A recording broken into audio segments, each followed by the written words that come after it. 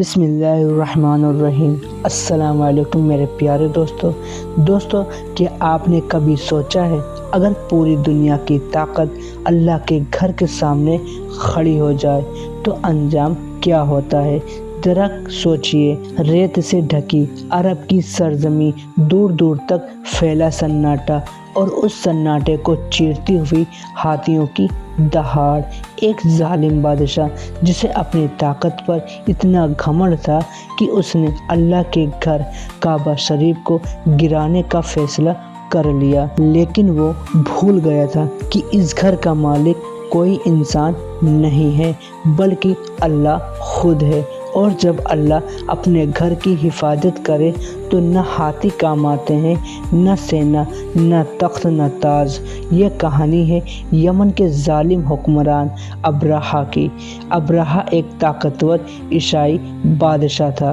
اس نے یمن کی زمین پر ایک بے حد عالیشان گرجا گھر بنوایا تھا، اتنا شاندار، اتنا چمکدار کہ اس نے سوچا اب عرب کے لوگ کعبہ کو چھوڑ کر میرے گرجا گھر میں آئیں گے، لیکن عرب کے دلوں میں آج بھی وہ کعبہ موجود تھا جسے حضرت ابراہیم علیہ السلام نے بنایا تھا۔ ابرہہ کا گھمنڈ نفرت میں بدل گیا۔ اس نے اعلان کر دیا، جب تک کعبہ رہے گا لوگ میری عبادت گاہ کی طرف نہیں آئیں گے، اور یہیں سے ظلم کی وہ یوجنا شروع ہوئی جس کا انجام دنیا نے کبھی سوچا بھی نہیں تھا۔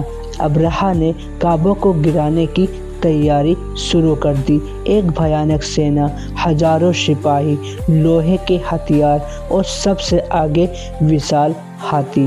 عرب والوں نے زندگی میں ایسے ہاتھی کبھی نہیں دیکھے تھے۔ جب یہ فوج چلی تو زمین کانپ اٹھی، پہاڑوں میں گونج پھیل گئی، ہر قبیلہ ڈر گیا، ہر راستہ خالی ہو گیا۔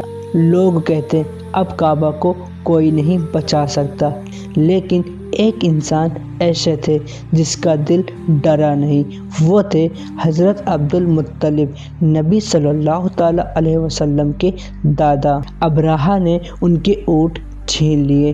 جب حضرت عبد المطلب ابرہہ کے دربار میں پہنچے تو ابرہہ نے سوچا یہ کعبہ کی بات کریں گے، لیکن حضرت عبد المطلب نے کہا میرے اونٹ لوٹا دو۔ ابرہہ ہنس پڑا، تم اپنے اونٹ کی بات کر رہے ہو اور میں تمہارا کعبہ توڑنے آیا ہوں۔ حضرت عبد المطلب نے اتہاس بدلنے والے شبد کہے، اونٹ کا مالک میں ہوں اور کعبہ کا مالک اللہ ہے، وہ خود اپنے گھر کی حفاظت کرے گا۔ تب ابرہہ بہت زیادہ غصہ ہوا اور اپنے سپاہیوں سے کہنے لگا ان کے اونٹ ان کو لوٹا دو اور جنگ کی تیاری کرو، ہم کل ہی کعبہ پر حملہ کریں گے۔ جب فوج کعبہ کے قریب پہنچی تب ہاتھی کے پاؤں ڈگمگانے لگے اور وہ آگے نہیں بڑھ رہے تھے۔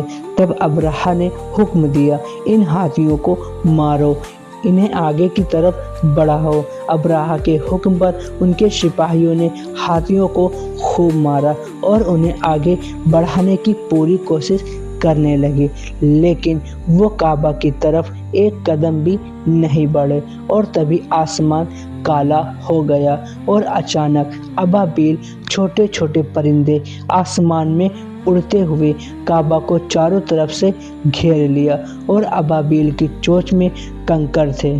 وہ کنکر نیچے گرنے لگے، جس پر پڑا وہ چور چور ہو گیا، سارا لشکر بکھر گیا، نہ ہتھیار کام آیا نہ کوچ، جسم سوکھے پتوں کی طرح پھٹ گیا۔ یہ منظر دیکھ کر ابرہہ بھاگنے لگا لیکن بچ نہ سکا، اس کا جسم گلنے لگا، اور اس طرح سے اللہ تعالیٰ نے اپنے گھر کی حفاظت کی اور ابرہہ اور اس کے لشکر کو زمیندوز کر دیا، یعنی ان کو مٹی میں ملا دیا۔